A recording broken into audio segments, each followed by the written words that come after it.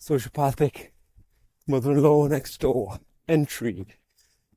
Today's date is Tuesday, 3rd of May, 2025. In the last entry, we covered the impossible mission of trying to rationalise with a husk and how futile that is. And we also covered I'll touch briefly on the period where she seemed to improve her life a little bit, involved with the community, actually get off her backside and do something about her own life instead of relying on others to run round after her. So we are in the timeline. We are now around about August / September 2024.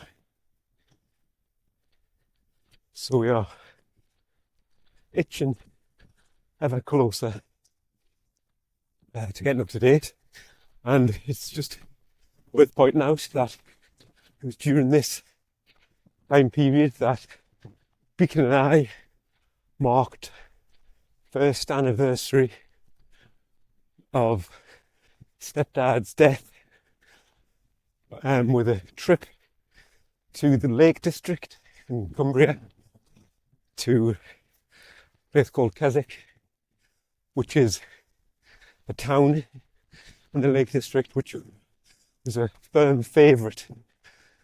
It's been a firm favourite of the Beacon and mine for probably at least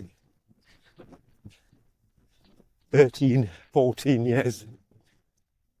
But we also used to go there a lot with the husk and stepdad. I think I've covered these stories.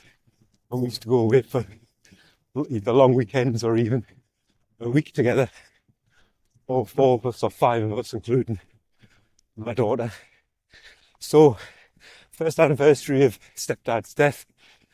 The Beacon and I have a trip, just a weekend, actually one night, trip to Keswick. We do a walk in the hills, and then we have a few drinks out in the town, and we end up going for a meal. It was a lovely day and evening, and the Beacon also took some of stepdad's ashes, because obviously a lot of memories there involving stepdad, and we scattered stepdad's ashes in various places around Keswick. In particular, his favourite shortcut alley, Paraffin Alley, I think it's called, and also in the Dog and Gun pub, which is his favourite pub in Keswick, where me and stepdad used to regularly end up in the afternoon, mid to late afternoon, in the Dog and Gun, having a couple of pints of Old Peculiar. That was our little ritual. We just peppered a few of his ashes down the back of one of the chairs, bench chairs, where the cleaners won't be able to get to. So, rest in peace, stepdad, in your natural habitat. So that's what we did back in September 2024, and it meant a lot to us. At the same time, the husk is far far from remembering stepdad, because she's now got a boyfriend. Yes, you heard it right. A boyfriend, whatever that means at that age. For the purpose of the conversation, to protect the guilty, I'm going to change the name to St. George.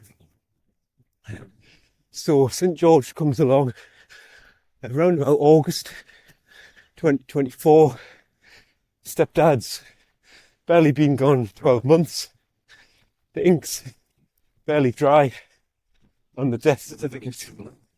And along comes St. George. Now I know that at a certain time in life, you haven't got time to wait and wait and wait and wait. 70, whatever she is, 72. So I get that. And at the time, no problem. Do what you want.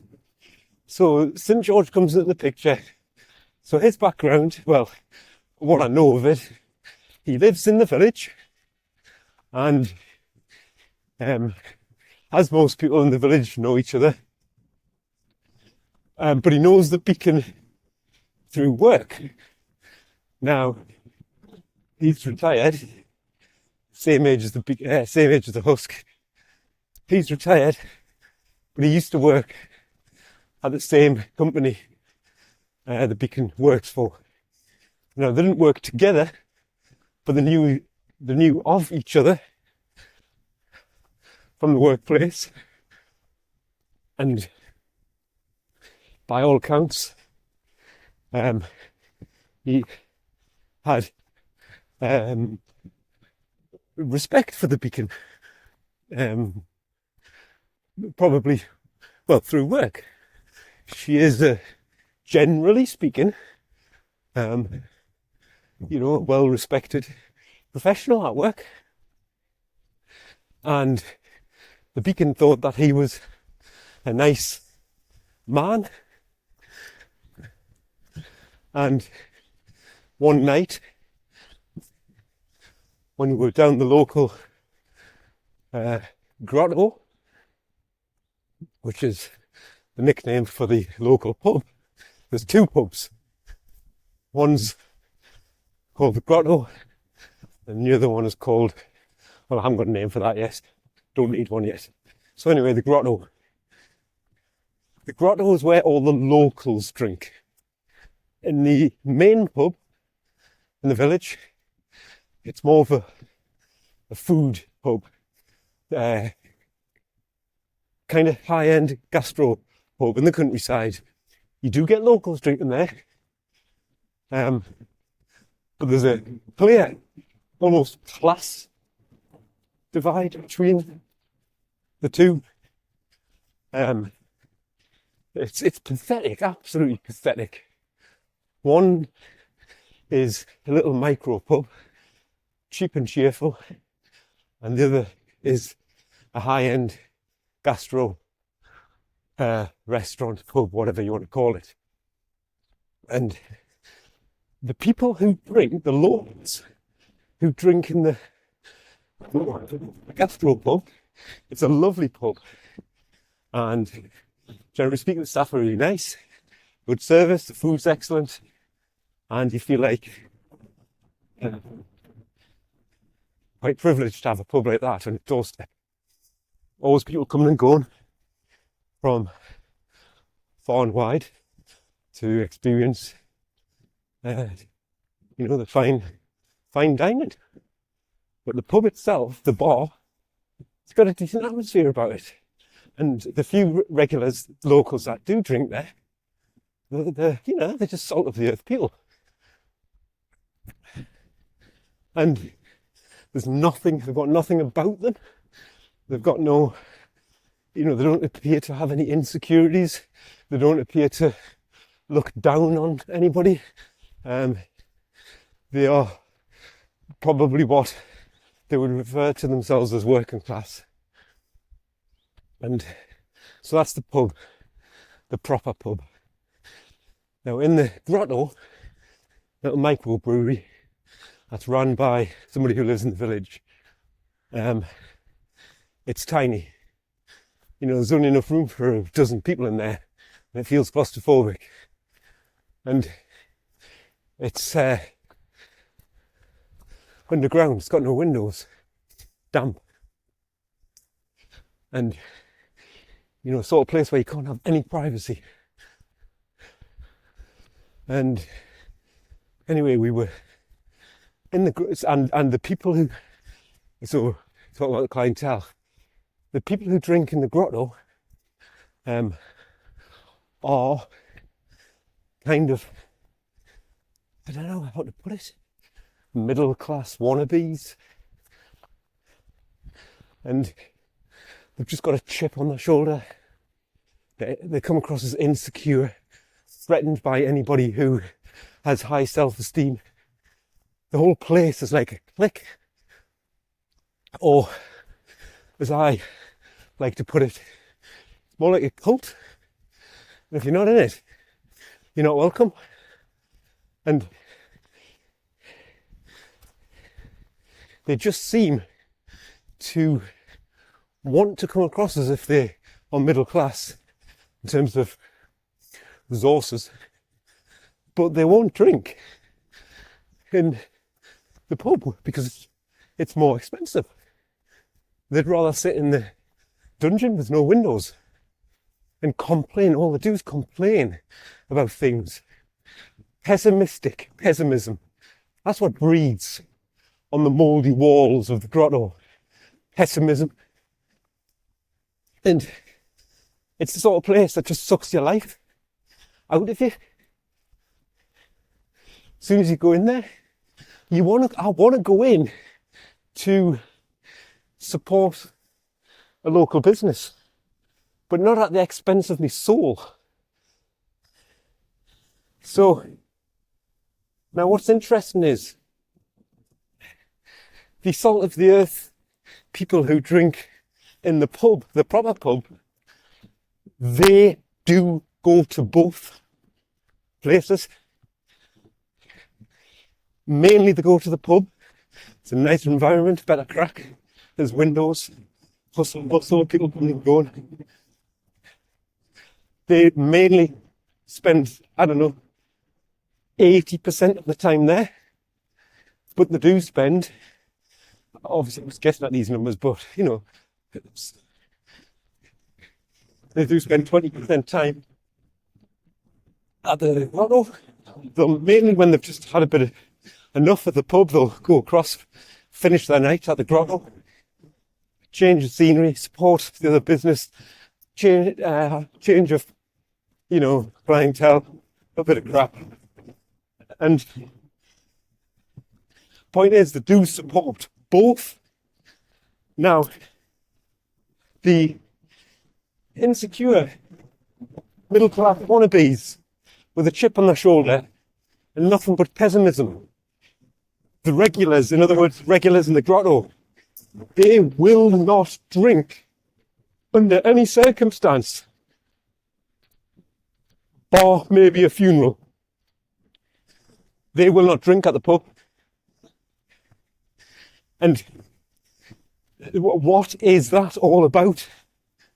It's some sort of stubbornness, some sort of insecurity, chip on the shoulder. Maybe they don't feel that they have any status when they go to the pub because it's full of middle class and upper middle class. If I've got my classes correct, people with resources, people with flash cars. I don't care about any of that. I haven't got a flash car. I've got a 17-year-old Mini. I don't care. When I go to the pub and in more local brotherhood, with their funny handshakes, their Ferraris, their Range Rovers, and whatever else. I don't care. I don't see them as a threat. I've got nothing in common with them. I couldn't have a conversation with them because that you have to be fake. You know, there's something else that comes along with these types of people, as fakeness. And so I don't have anything to do with them, but I'm not threatened by them.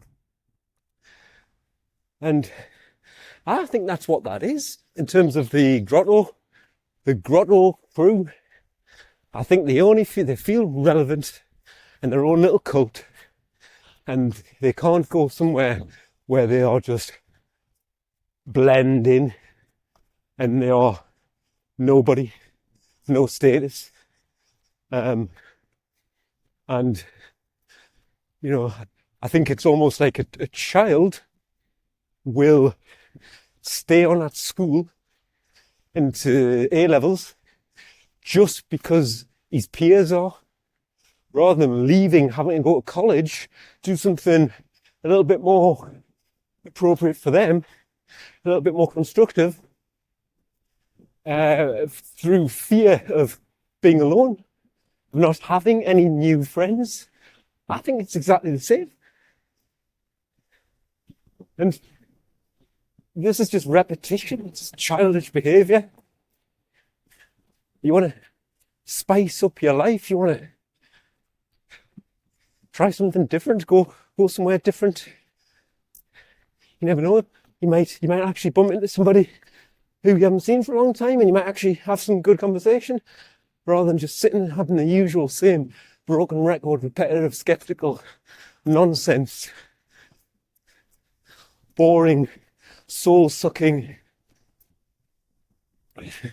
diarrhea conversations that you have in that place every time you go in there. So anyway, I'm going off on a rant.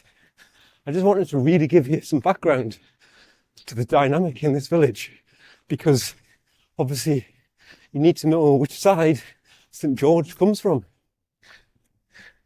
It's like there's three parts to the village in terms of social dynamic. There's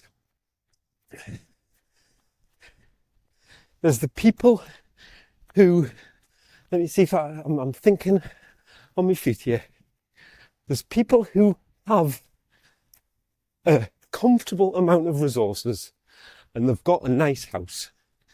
It's a nice place to live, and it does attract a lot of affluent people. It's not what attracted me, and I'm by no means fit into that category. But on paper, got a nice house, comfortable. So there's a part of the village, right, which has a name. It's its official name. It's the official part of the village, and that is known as the more affluent part of the village. And I'm only telling you this, not so I can say that's where I live.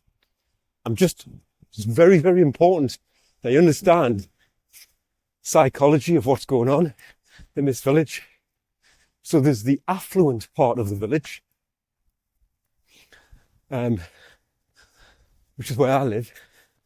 And I've got a few friends, older friends, men who are retired, and we go for a drink. I'm always looking for the father figure. Remember that. One stepdad left. I'm just attracted to a father figure.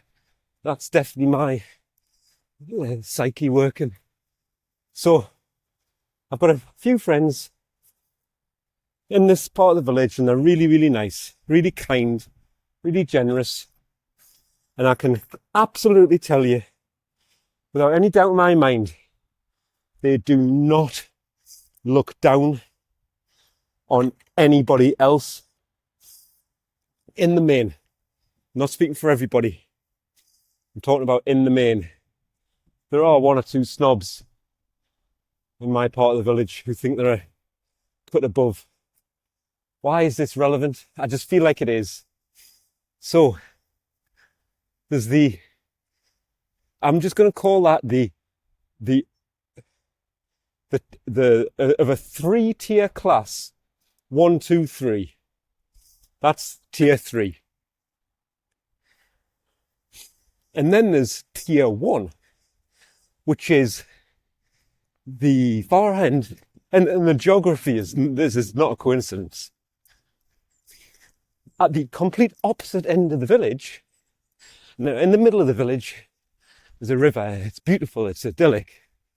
It's absolutely stunning village. At the other end of the village are ex-council houses. I think some of them still are council houses. A lot of them have been bought. So the village, obviously at some point during the probably 50s or 60s, they would have built these council houses for obviously the industry, the local industry, coal mining and stuff like that. So let's call that tier 1. I'm only using these numbers to get the point across. Now, tier 1 are what you would call the working class. They're the salt of the earth. No airs and graces, mean you no harm, happy with what they've got in life. Tier 1 and tier 3 get on perfectly. This is fascinating. Somebody explained this dynamic to me. It wasn't about my village, but they explained this dynamic to me just in general about the classes. And I've looked at it and I've applied it to my village and it's spot on. So tier 1 and tier 3 get on absolutely fantastically. Tier 3 are happy with their lot. They don't look down on anybody. And they don't, they're just satisfied people. They've made a decent, comfortable life for themselves. Tier 1, happy with what they've got. They've made a good, decent, comfortable life for themselves. They're obviously a version of exactly the same thing. And they do not look at tier 3 with envy. It's really, really, really important to see that. They do not look at tier 3 with any envy. And those two groups get on perfectly. And they're the two groups that drink in the pub. Tier 1 and tier 3. It's almost like your working class and your working class that have done, in terms of measuring success in material growth, material worth. They've done a bit better. But that doesn't mean they've done better in life. And tier 3, just see tier 1 and think salt of the earth. That's where I came from. Connect with them. They want nothing off us, and this is another important thing. They want nothing off me. Any friendship is authentic. They're happy with their lot. I'm happy with my lot. And there is no ulterior motives. Right? That is the pub crowd. Now, in the middle, tier 2, in the middle, which just happens to be geographically the middle of the village. So the village is bookended by tier 3 and tier 1. In the middle, tier 2, are the envious, the insecure, the chip on the shoulder, pessimistic, never happy for you, and just want to sit in the grotto in the little cult, complaining about everybody else. And never happy. Just miserable. They're just miserable. Two-faced, backstabbing. Social engineers. That's all a gossip is, a social engineer.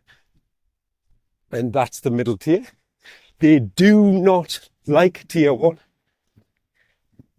because they don't like tier 1 because they don't want to be associated with them. They think they've left that. They're in the middle class now. Don't want to associate with them. People might get the wrong idea. And equally, they are envious of tier 3 because tier 3 have made it. And they're just envious. Now, occasionally you get tier 2 people who suck on like parasites onto tier 3. And you can see it a mile off. Social climbing,